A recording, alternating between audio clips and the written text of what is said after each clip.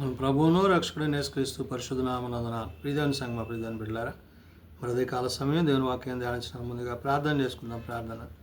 కృపగల తండ్రి, దయగల మహేశాయని బంగారు పాదాలకు లెక్కలేని వందనాలు, స్తుతులు, స్తోత్రములు. గతించిన రాత్రి అంతా నీ రెక్కల చాటును కాచి కాపాడి సంరక్షించిన దేవా, కాల సమయం సజీవ లెక్కన చేరి ప్రార్థించుండగా వాక్యమైన దేవుడు వాక్యం ద్వారా నాతో మాతో మాట్లాడి మీరే మహిమ ఘనత ప్రభావాలు పొందమని యేసునామమున అడుగుచున్నాం తండ్రి. ఆమేన్. ప్రియదేవుని సంగమ ప్రియదేవుని బిడ్డలారా, ధర్మకు ఏర్పాటు చేయని దేని వాక్య భాగము ఆది కాండము 12వ అధ్యాయము 1 నుంచి 9 వచనాలు ధ్యానం చేసుకున్నాము. ఆది కాండము 12వ అధ్యాయము 1 నుంచి 9 వచనములు ఈ విధంగా రాయబడినవి. యెహోవా, నీవు లేచి నీ దేశం నుండి, నీ బంధువుల యొద్ద నుండి, నీ తండ్రి ఇంటి నుండి బయలుదేరి నేను నీకు చూపించు దేశమునకు వెళ్ళము. నిన్ను గొప్ప జనముగా చేసి నిన్ను ఆశీర్వదించి నీ నామమును గొప్ప చేయుదును. నీవు ఆశీర్వాదముగా నుందువు. నిన్ను ఆశీర్వదించు వారిని ఆశీర్వదించెదను, నిన్ను దూషించు వారిని శపించెదను. భూమి యొక్క సమస్త వంశములు నీ యందు ఆశీర్వాదింపబడునని అబ్రాహాముతో అనగా, యెహోవా అతనితో చెప్పిన ప్రకారము అబ్రాహాము వెళ్ళెను.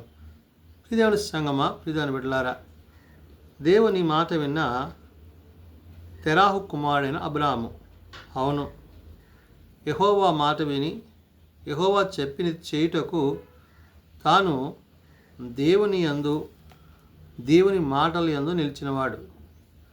తెరాహుకు కలిగిన కుమారుడిగా మరి అబ్రాహాము దేవుని చేత యెహోవా చేత ప్రత్యేకింపబడ్డవాడు. అంటే తెరాహు బ్రతికిన దినములు 205 ఏండ్లు. తర్వాత తెరాహు మృతి పొందాడు. ఆ తర్వాత దేవుడు ప్రత్యేకించి ఎవరైతే ఆయన పని యొక్క ఉద్దేశాలలో పాలుభాగస్తులు అవుతారో వారిని ఆయన ఏర్పరచుకున్నాడు. అందులో భాగంగా అబ్రాహామును దేవుడు చేర్చుకుంటున్నాడు. ఏ విధంగా?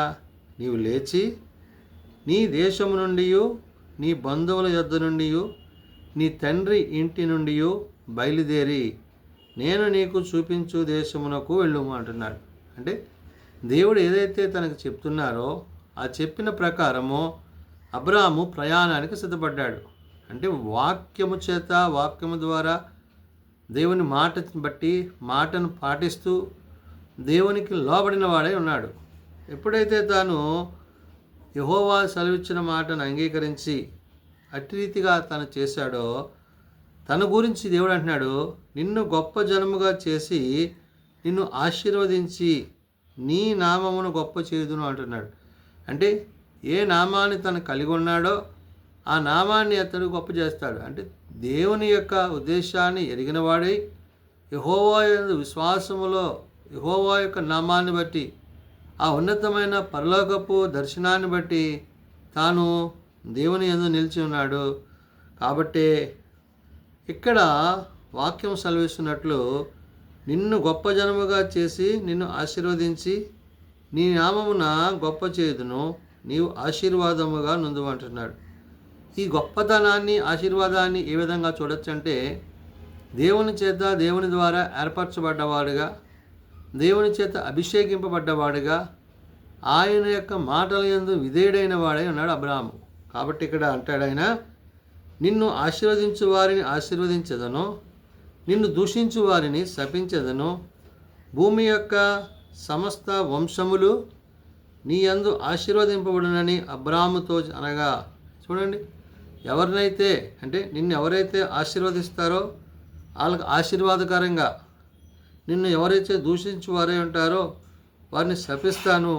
భూమి యొక్క సమస్త వంశములు నీ యందు ఆశీర్వదింపబడునని అబ్రాహాముతో అనగా, అంటే సమస్త వంశాలు, ఎన్ని తరాలు, ఎన్ని జనరేషన్స్ ఉన్నాయో అవన్నీ కూడా అబ్రహాము యొక్క మరి విశ్వాస పరిణామాన్ని బట్టి దేవుడు వారిని ఆశీర్వదించబోతున్నాడనే విషయాన్ని పరిశుద్ధాత్మ దేవుడు గుర్తు చేర్చున్నాడు. అందుకు వాక్యం సెలవిస్తుంది, యెహోవా అతనితో చెప్పిన ప్రకారము అబ్రాహాము వెళ్ళెను, లోతు అతనితో కూడా వెళ్ళాను. అబ్రాహాము హోరాను నుండి బయలుదేరినప్పుడు 75 ఏండ్ల ఈడుగలవాడు. చూడండి, యెహోవా మాట విని తనకున్న సమస్తాన్ని విడిచిపెట్టి తండ్రి ఇంటి నుంచి బంధువుల యొద్ద నుండి ఆ దేశాన్ని విడిచి దేవుడు చూపించు దేవుడి ఆ యొక్క ప్రదేశానికి తను ప్రయాణమయ్యాడు. కాబట్టి ఇక్కడ యెహోవా అతనితో చెప్పిన ప్రకారము అబ్రాము వెళ్ళాను కాబట్టి ఆ అబ్రాముతో పాటు లోతు అతనితో కూడా వెళ్ళను. ఈ లోతు ఎవరంటే అబ్రాము యొక్క సహోదరుడు యొక్క కుమారుడు. కాబట్టి ఇక్కడ తన వెంట నడిచిన లోతును కూడా ఇక్కడ దేవుడు గుర్తు చేసుకుంటున్నాడు.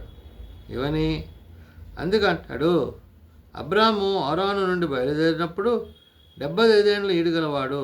అబ్రాము తన భార్య అయిన శారాయిని, తన సహోదరిని, కుమారుడైన లోతును హౌరానులో తానును వారును అర్జించిన యావదాస్తిని, వారు సంపాదించిన సమస్తమైన వారిని తీసుకొని కానాను దేశమునకు వెళ్ళుటకు బయలుదేరి కానాను దేశమునకు వచ్చింది. ఏదైతే తాను బయలుదేరి ప్రయాణమై వెళ్తున్నాడో ఆ వెళ్ళే ప్రదేశాన్ని బట్టి, ప్రాంతాన్ని బట్టి, ఆ కానాన్ని బట్టి ఇక్కడ దేవుడు తనకు చెప్పినట్లుగా తన ప్రయాణం అవుతూ వెళ్తూ ఆ మార్గ మధ్యలో అతడు దేవుడు తనతో మాట్లాడుతున్న మాటలో అప్పుడు అబ్రాము షెకెమునందలి యొక్క స్థలమును దాకా ఆ దేశ సంచారం చేసి, మరి ఇక్కడ దేవుడు తను నడిపిస్తున్నప్పుడు ఆ నడిపింపులో భాగంగా ఏదైతే ప్రదేశాన్ని, ప్రాంతాన్ని దేవుడు చూపిస్తున్నాడో ఆ ప్రాంతానికి వచ్చి రాయబడింది ఏమని, అప్పుడు అబ్రాము షెకెమునందలి యొక్క స్థలము దాకా ఆ దేశ సంచారము చేసి మొరెగ్దా వరకును నున్న సింధూర వృక్షమునకు చేరాను. ఇక్కడ దేవుని యొక్క మాటలో భాగంగా తన ప్రయాణము, తనకి కనపడిన ప్రదేశాన్ని, వీటన్నిటినీ అబ్రాహాం చెప్తుంటున్నాడు. ఈ యొక్క సింధూర వృక్షమున వద్దకి చేరగానే అప్పుడు కనానీయులు ఆ దేశములో నివసించిరి. అంటే అప్పటికి కనానీయులు ఆ దేశములో నివసిస్తున్న పరిస్థితులు ఉన్నవనే విషయాన్ని దేవుడి ఇక్కడ గుర్తు చేస్తూ, యెహోవా అబ్రాహామునకు ప్రత్యక్షమై నీ సంతానమునకును ఈ దేశం ఇచ్చేదనని చెప్పగా అతడు తనకు ప్రత్యక్షమైన యెహోవాకు ఒక బలిపీఠము కట్టాను. అంటే దేవుడు ఏమంటున్నాడు, నీ సంతానానికి నీవు వచ్చేసావు కాబట్టి నా మాట విని నీకు ఇదంతా కూడా నేను ఇస్తాను అని దేవుడు సెలవిస్తున్నాడు. వెంటనే దేవుని మాటకు అబ్రాహాం చేసిన పని ఏంటంటే, నీ సంతానమునకి దేశం ఇచ్చేదనని చెప్పగా అతడు తనకు ప్రత్యక్షమైన యెహోవాకు ఒక బలిపీఠము కట్టాను. అంటే ఆయనకు కృతజ్ఞతగా బలి అర్పించుటకు తాను సిద్ధపడి ఉన్నాడు. అంటే అక్కడ నుండి అతడు బయలుదేరి బేతేలుకు తూర్పుననున్న కొండకు చేరి పడమటనున్న బేతేలునకును తూర్పుననున్న హాయికును మధ్య గుడారము వేసి అక్కడ యెహోవాకు బలిపీఠమును కట్టి యెహోవా నామమున ప్రార్థన చేశాను. అబ్రాహాము ఇంకా ప్రయాణము చేయొచ్చు దక్షిణ దిక్కునకు వెళ్ళాను. చూడండి, దేవుడు తనని దేశము నుండి, బంధువుల యొద్ద నుండి, తండ్రి ఇంటి నుండి తీసుకొచ్చిన తర్వాత తనకు చూపించే ఆ యొక్క ప్రదేశంలో తాను ఏ విధంగా ఆయన స్థిరపరచబడుతున్నాడు అనే విషయాన్ని ఇక్కడ వాక్యం ద్వారా మనం చూడగలం.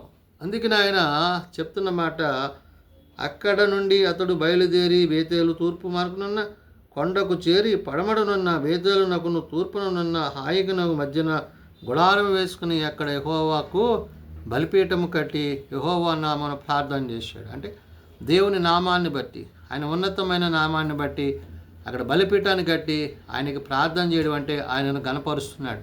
ఎప్పుడైతే అబ్రాహాం ఈ విధంగా దేవుని గణపరుస్తున్నాడో ఆ ఘనతను బట్టి, ఆ యొక్క ప్రభావం బట్టి దేవుడు ఎంతగానో సంతోషించాడు. అంటే దేవుని యొక్క మాట విన్నాడు, మాటకు లోబడ్డాడు, ప్రయాణం చేశాడు.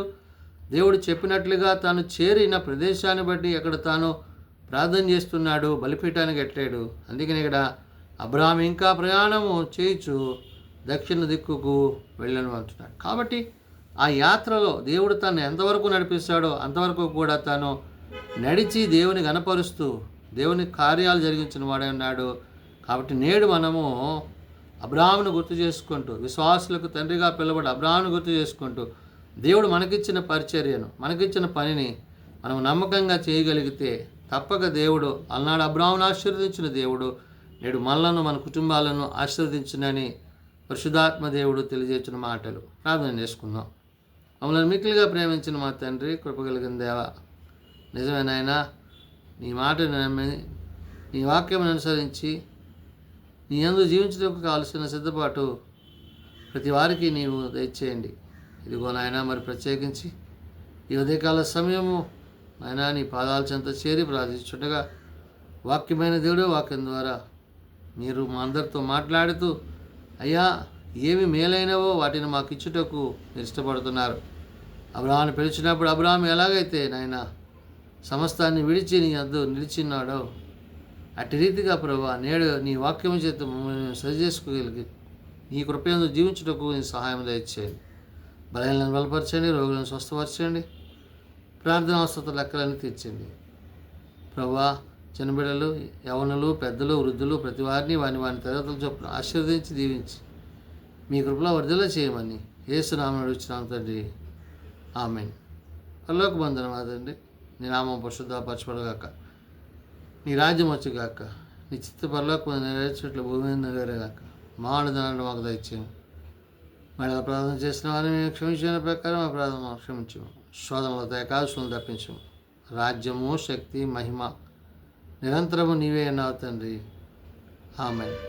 మన పరమతమైన ప్రేమ, ప్రభువైన యేసుక్రీస్తు కృప, ఆదరణకర్త అయిన పరిశుద్ధాత్మ సహాయము సదా తోడండి సంరక్షించునుగాక, ఆమేన్.